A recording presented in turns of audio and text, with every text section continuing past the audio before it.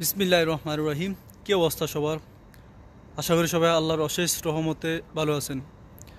তো আচ্ছা, পৃথিবীর জমিনে কি এমন কেউ কি আছে যে আমাদের জন্য আল্লাহ ছাড়া অন্য কেউ বহমান পানি এনে দিতে পারবে? তো দেখেন, আল্লাহ রব্বুল আলামিন কোরআনে কারিমে কীভাবে বর্ণনা করতেছেন বান্দাদের বোঝানোর জন্য। কোরআনের সূরা মুলকের 30 নম্বর আয়াতে বিসমিল্লাহির রহমানির রহিম, কুল আরাআইতুম ইন আসবাহু মাউকুম গাওরান ফামান ইয়াতিকুম বিমাইম মাইন।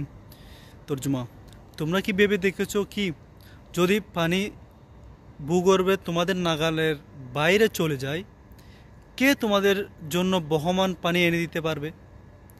অর্থাৎ দেখেন, পানি এমন স্তরে আল্লাহ রব্বুল আলামিন নিয়ে গেছেন যে যে স্তরে আমাদের দুনিয়ার জমিনের যে যন্ত্রগুলো দ্বারা আমরা পানি উত্তোলন করি, ওই যন্ত্রটি ব্যর্থ ওইখানে, যেখানে ওই যন্ত্রটি যেতে পারতেছে না। তো ওইখান থেকে পৃথিবীর জমিনে কেউ কি আছে কি ওইখান থেকে পানি এনে দিতে পারবে আমাদেরকে?